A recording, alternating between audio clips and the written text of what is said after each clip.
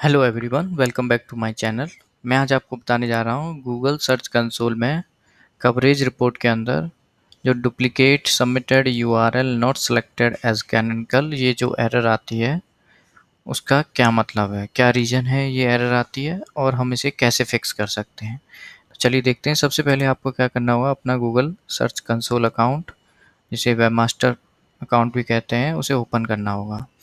उसके बाद आपको यहाँ लेफ्ट साइड से इंडेक्स के अंदर कवरेज रिपोर्ट के अंदर जाना होगा ताकि आप वो रिपोर्ट देख सकें। तो उसके बाद आपको एक्सक्लूडेड के ऊपर क्लिक करना है। यहाँ पे आप ये चीज़ देख सकते हैं। तो duplicate submitted URL not selected as canonical, तो यहाँ पे आप देख सकते हैं ये एरर आई हुई है। ये एक्चुअली एरर्स नहीं है, एरर्स ये होती हैं, ये गूगल ने एक्सक्लूड किया है क्योंकि उसे लगता है कि ये पेजेस इम्पोर्टेंट नहीं है, या तो आपने रीडायरेक्शन लगा रखे हैं या आपने डिलीट कर दिए हैं या वो थिन कंटेंट है या डुप्लीकेट कंटेंट है, तो गूगल अपने से उन्हें हटा देता है। तो ये अगर आती है एरर्स तो ये एक तरह से एरर्स नहीं है, इनमें हर सारी एरर्स यानी सारी चीज़ें घबराने की बात नहीं है। तो गूगल ने उन्हें एक्सक्लूड कर दिया है। इस तरह की चीज़ों पे कोई पेनल्टी वगैरह भी नहीं है, पर फिर भी हमें क्लीन अप करते रहना चाहिए। जो अगर कोई पेजेस डुप्लीकेट हैं तो एक एक पेज हटा दो, दूसरा रख लो, जैसे कि इस केस में हुआ है। तो डुप्लीकेट, सॉरी दिस वन, तो डुप्लीकेट पेज हैं, उनमें से गूगल ने सबमिटेड यूआरएल को ना लेते हुए उसका दूसरा मिलता जुलता यूआरएल ले लिया है, क्योंकि उसे लगता है कि जो दूसरा यूआरएल है वो ज़्यादा बेटर परफॉर्म कर रहा है। अगर इस पर क्लिक करता हूँ तो वो यूआरएल की लिस्ट निकल जाएगी। तो कोई एक यूआरएल मैं चेक करके दिखा देता हूँ कि ऐसा उसने क्यों किया है। तो सबसे पहले ये एक तरह से यूआरएल इंस्पेक्शन निकल के आएगा। इस यूआरएल को जब हम चेक करते हैं तो ये यूआरएल हमने साइट मैप में सबमिट किया हुआ है, यानी कि हमने गूगल को बताया हुआ है कि ये इंडेक्स करो, लेकिन गूगल ने किया है ये। तो मैं इन दोनों को ओपन कर लेता हूँ। तो ये दोनों मैंने यहाँ ओपन कर लिए हैं। तो एक ये है, एक ये है। तो सबसे पहले जो गूगल ने हटा दिया है उसे देख लेते हैं। तो गूगल ने इसे हटा दिया है। तो ये यहाँ पे हेडिंग है, ये पेज है और ये डिटेल है, और ये भी चेक कर लेते हैं। ये यहाँ पे हेडिंग है, ये पेज है, लेकिन ये पेज थोड़ा सा बड़ा है, इसमें ज़्यादा डिटेल है।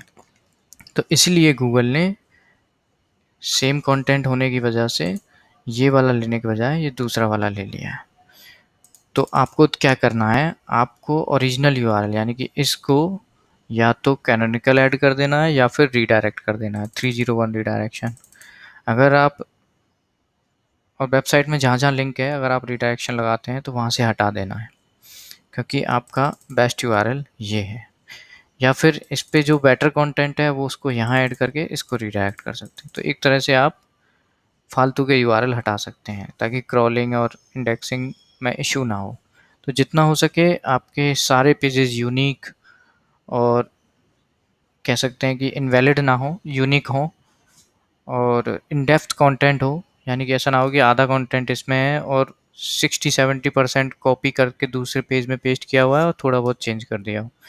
तो कोशिश ये करनी है कि 90 to 100% कंटेंट यानी कि मेन कंटेंट एटलीस्ट यूनिक होना चाहिए। टेम्पलेट कंटेंट की बात अलग है, जैसे साइड बार है, हेडर है, फुटर है, तो इनमें डुप्लीकेट हो सकता है, ये गूगल अंडरस्टैंड करता है।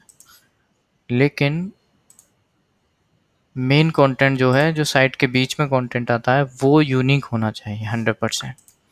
तो आई होप ये समझ में आ गया होगा कि ये इसका मतलब क्या है, कि ये पेज डुप्लीकेट है लेकिन गूगल ने वो दूसरा वर्जन लिया है, जो आपने बोला है वो वाला वर्जन पिक नहीं किया है। तो ये पेज इंडेक्स है, ये पेज इंडेक्स नहीं है। इंडेक्सिंग चेक करनी है तो आप साइट कॉलन लगा के इंडेक्सिंग चेक कर सकते हैं। आगे भी बहुत सारे यूआरएल हैं तो इसलिए ये बहुत सारी चीज़ें दिखा रहा है। अगर आप इसे चेक करेंगे, आई थिंक गूगल ने इसे हटा दिया होगा। ये देखें, तो गूगल ने इस यूआरएल को इंडेक्सिंग से हटा दिया है क्योंकि ये डुप्लीकेट है। साइट मैप में वही यूआरएल होने चाहिए जिन्हें आपको इंडेक्स कराना है और बेस्ट है।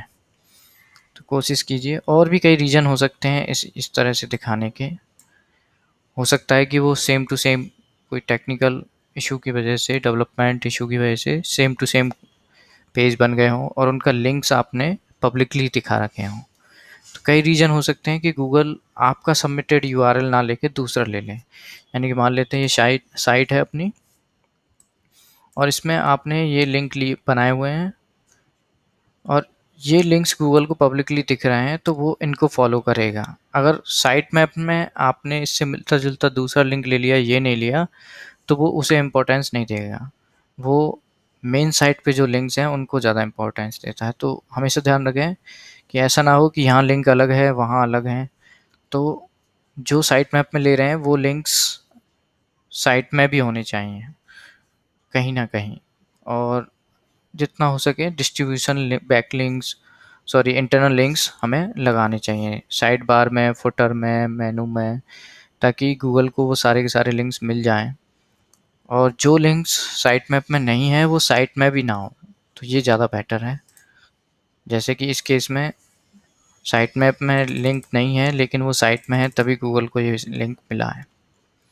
होप आपको ये वीडियो अच्छा लगा होगा। तो अगर आपको ये वीडियो अच्छा लगा है तो सब्सक्राइब करें, कमेंट करें। अगर कुछ पूछना हो तो आप कमेंट में पूछ सकते हैं। Thank you so much.